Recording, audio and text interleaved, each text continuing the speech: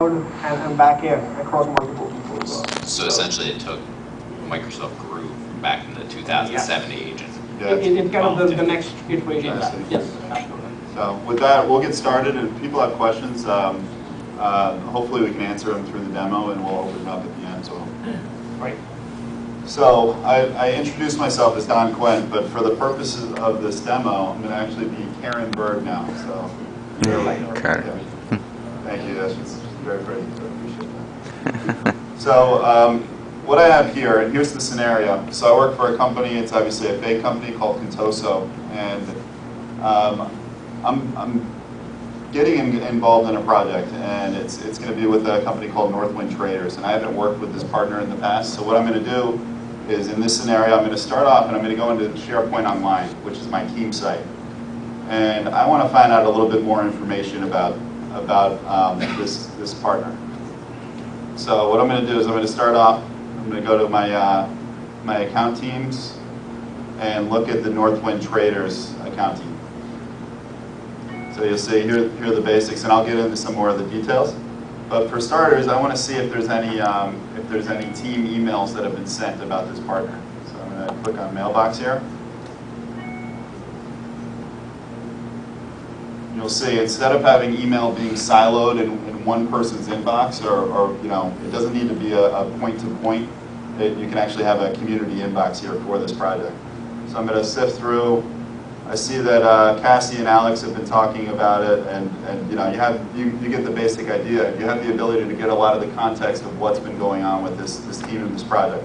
I see that they've been working on a contract. This is back in August that it's going to renew in a few months. So I want to go back and I want to check my documents to see what the previous version of the contract looks like.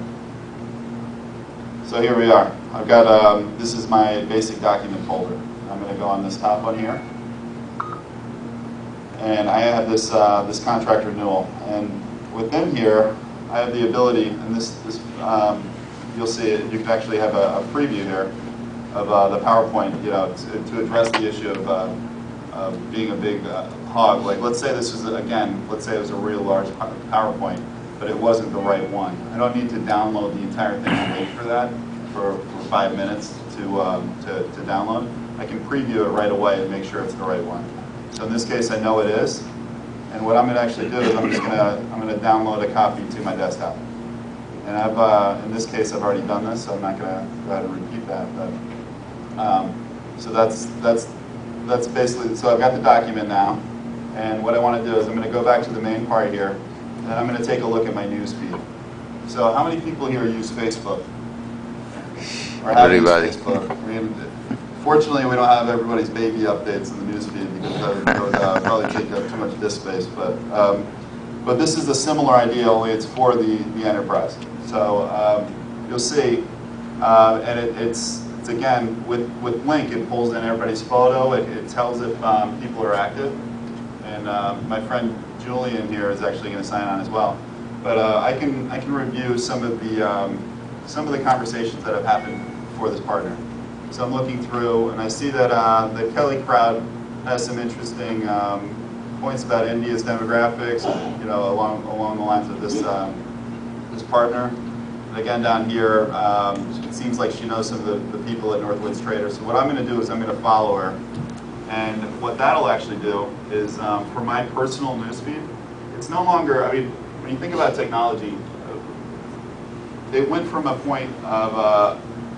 People probably remember sharing one dial-up for the entire office, and it went from that. And you'd have conference rooms. People would actually get together. People are more mobile now, and people have access to their files anywhere. They have access to their email anywhere. But what that's done is it's taken out some of the social capabilities. So one of the things that he mentioned is 60% of the people use Link now. That's very similar to just shouting across the room for when you want that synchronous communication. Email doesn't do it because it's asynchronous. It's for things that make sense when they can kind of compile it. You answer it within a day. And you need to get a hold of somebody right away. You need to IM them. Similarly, if I was in the same room with somebody, like in that scenario where you're just sharing one internet line, you don't have access to any of the files. If I heard somebody on the phone talking about something across the room, it's the same idea. It's the serendipitous communication. That's the idea of what this newsfeed brings from a technological standpoint to try to bring in that sense of community and that communication across the organization. So, so with that, you can see basically it's got full functionality. You can actually add videos in here, etc. It's you can have hashtags. You can refer to people. You can like certain things. So it's got a lot of the social features built into it. So what I'm going to do is I'm going to click on, and you'll see these are all live tiles. I'm going to click on partner relations, and this is another idea. It's a discussion thread. So it's amazing. Every time I watch a sporting event and I type something into Bing or Google or what have you, I type in a question about an athlete. It seems like somebody's already asked that because it auto fills in the rest of the question. I mean, it's always amazing that I'm not quite as unique as I thought I was. Similarly, when you have questions within an organization, whether you're bringing on new people, or there's turnover, or you're just new to a project or a partner like this, people are asking the same questions. People, and you want to be able to, as a corporation, be able to store that information. So this allows you to do that. So you see, here's something about the Northwind expansion plans. So I can see Kelly Kraut, who I'm following, is in here as well. Another important aspect here is you look, and as you look, it's got gamification built into it. So there's, and I think companies like Zynga probably overutilize this, but there's people inherently love to accumulate points, right?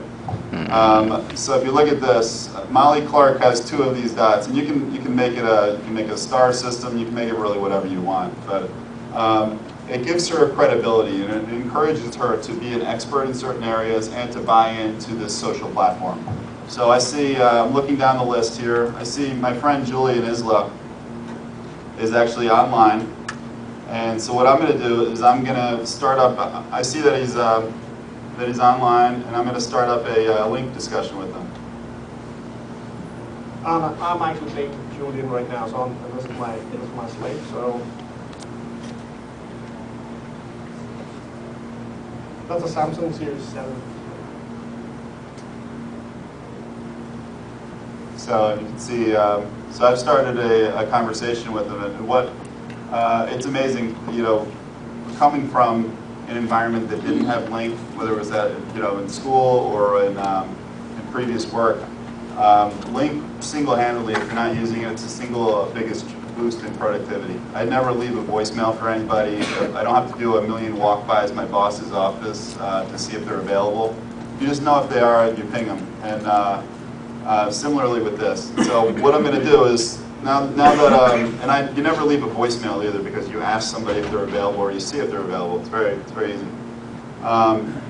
So with this, I'm going to start off by, why don't you start off by sharing your sharing your PowerPoint? Yeah, absolutely. And this is a real case study within Microsoft. I mean, I think it was about 2.5 years ago or 3 years ago, where all of our help desk calls, and I tend to have a few of them every few months, all happen through Link, and especially a lot of times where the person helping me is actually not in the US, and is somewhere else on the other side of the planet.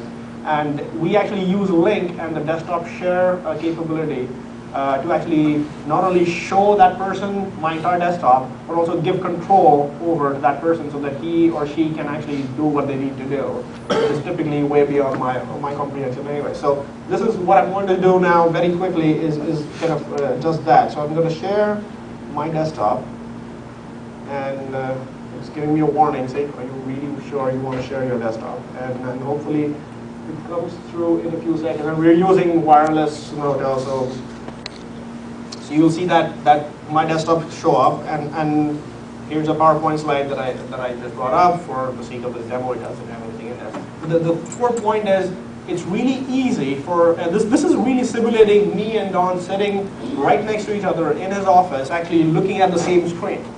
And the fact that you can do this and we can do this, I could have been on literally the other side of the planet, and this really works exactly the same way. Right. And so when you combine this instant messaging and desktop sharing and voice and video, that really is a pretty enriching way of kind of interacting. So I just requested control too. This is, did you? This okay. is a help desk scenario a lot of times too. When we call up our help desk, they'll ask us to share a desktop, and then they ask to request control, and they can actually, they control everything on our screen. So it's, if I want to open up, if I want to close this PowerPoint, I have the ability to do that from my laptop sharing screen. So that's kind of a unique scenario. Do that only if you trust that person. Right, exactly. Can't mess with your stuff. So, so with that, actually, Yeah, let me stop presenting this.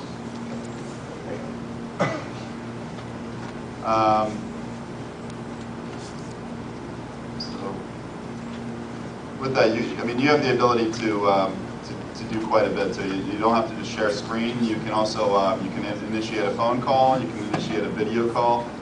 So and fortunately, you'll see on here, this is helpful. I can actually get a preview before I start my video, so I can tell if my hair is messed up or something like that. But it's easy to initiate video or do whatever really makes sense. Again, it's like Samir was saying, you don't want to think about the technology. You just want to think about how it makes sense to interact with somebody. So we're not going to leave this on. Yeah, my head is really shining a lot. And again, I'm just going to show one more program here. What I'm going to show is it's an update to PowerPoint or to OneNote.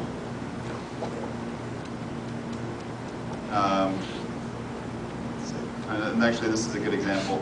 What it does is in this update, it also, the first thing that people usually do when they use OneNote is they type who the attendees are, right? I mean, you want to, if you're good at taking notes, you want to know who's in the meeting and what the way is